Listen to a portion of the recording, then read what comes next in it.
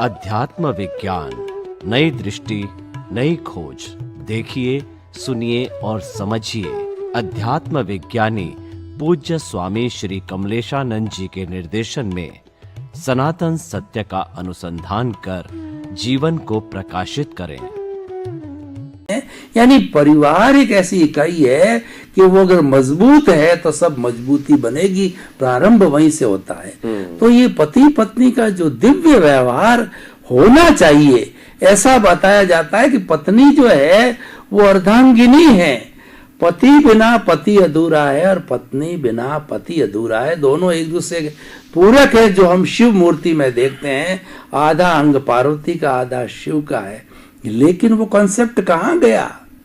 आज माता पिता कहिए या पति पत्नी कहिए कि सुबह उठते ही लड़ाई झगड़ा चालू कर देते हैं और अपने ईगो से वो टकराते रहते हैं। उसका प्रभाव सीधा बच्चों पर पड़ता है और बच्चे जब ऐसा स्वभाव देखते हैं तो उनकी आज्ञा में, उनके वे में कहाँ चलेंगे। इस तरीके से आज परिवार लड़खड़ा रहे हैं।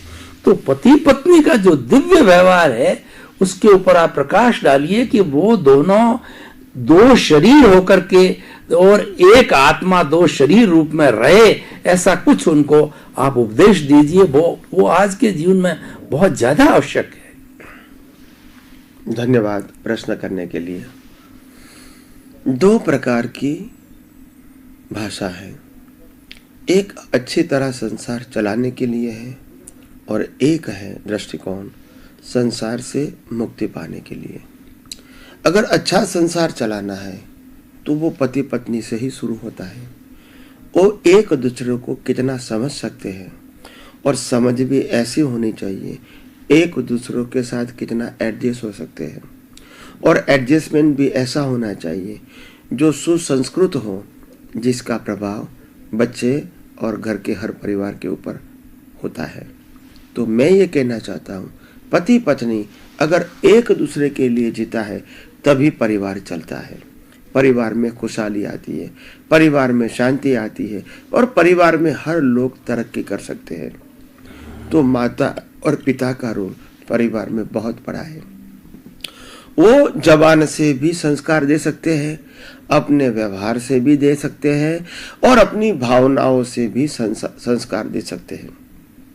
तो कहने का मतलब है मानव जीवन का उत्थान करने के लिए शुरुआत होती है पति पत्नी से।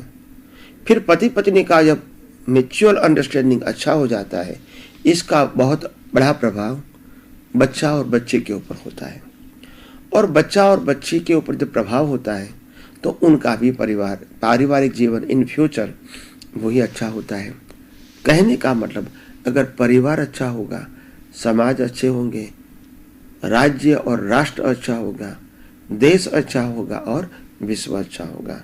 तो एक ही एंगल है कि परिवार में पति पत्नी का रोल एक दूसरे को पूरक बनना है, एक दूसरे को विरोधी नहीं बनना है और एक दूसरे को कंपटीशन और कंपैरिजन नहीं करना है। सबको रोल निभाना है। अगर पत्नी खाना बनाती है, बच्चे को संभालती है, पढ़ाई का संस्कार देने का काम करती है, घर का साफ सफाई का काम करती है, ये एक बड़ा रोल है। इसके साथ पति कमाई करता है, समाज में जाता है, बाहर का व्यवहार करता है और दोनों के म्यूचुअल प्रयास से ही दोनों का और पूरे परिवार का जीवन आगे आ सकता है। तो यानी ये बहुत इंपॉर्टेंट है कि दोनों आपस में मिलजुल के काम का बंटवारा करके और दोनों ही अपने काम में मशगूल होके एक दूसरों को नहीं झांक के अपने ही कार्य में सिंसर होके पूरे परिवार को इस महान कार्य में, इस महान संस्कृति में, इस महान एडजस्टमेंट वाला जीवन में आगे ले जाए। ये एक दृष्टिकोण है। दूसरा जो आपने बताया कि भी पति और पत्नी एक दूसरे के पूरक है, अर्धांगिनी है और उसमें आपने उदाहरण दिया शिव का कि आधी पार्वती आधे शंकर। तो मैं बताऊं, आध्यात्म मार्ग के अंदर दो नहीं है, एक है। एक क्या है? एक ही शंकर है और एक ही पार्वती है। प्रकृति को पार्वती बोलते हैं और परमात्मा को शंकर बोलते हैं, शिव बोलते हैं। तो दोनों साथ में है, फिर भी अज्ञान नहीं है, वही मुक्ति का मार्ग है। क्योंकि प्रकृति अपने स्वभाव में है और परमात्मा अपने स्वभाव में है। मगर प्रकृति नारी जाती है और परमात्मा नर जाती है। प्रकृति कैसी और परमात्मा कैसा? तो ये नर नारी का जो कॉम्बिनेशन है, इसके अंदर से नारी जाति अपना रोल निभाए मगर नर के ऊपर प्रभाव नहीं डाले, और नर अपने आप में रहे, नारी के ऊपर प्रभाव नहीं डालेंगे, तो मुक्ति का मार्ग सरल है। प्रकृति अपने स्वभाव में, परमात्मा अपने स्वभाव में, वही तो मोक्ष है।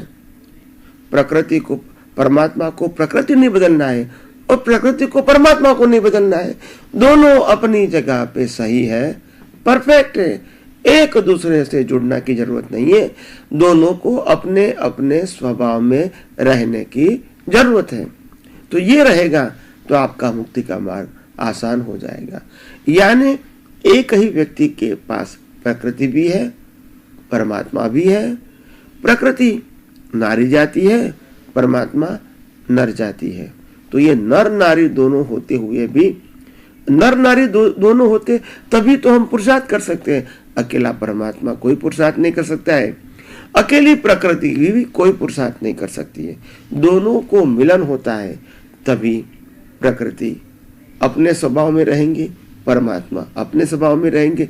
यही तो अनुभूति है। दोनों को साथ होते हुए भी दोनों अलग रहेंगे अपने स्वभाव से। यही तो मुक्ति का मार्ग है।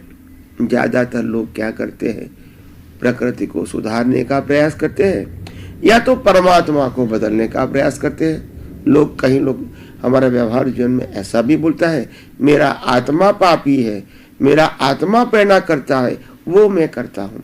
और कई लोग कहते हैं मैं अपनी प्रकृति को सुधारने में पड़ा हूँ।